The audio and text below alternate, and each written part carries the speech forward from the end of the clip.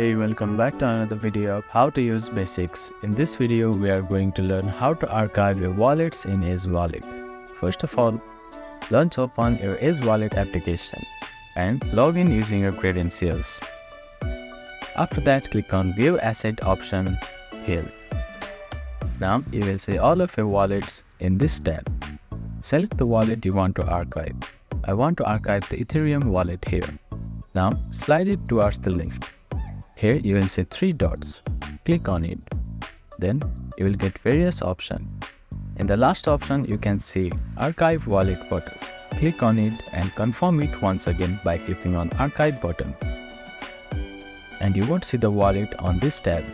So that is how you can archive a wallet in Ace Wallet application. Thank you for watching this video. Please do not forget to like, share and subscribe to our channel and comment down if you have any queries.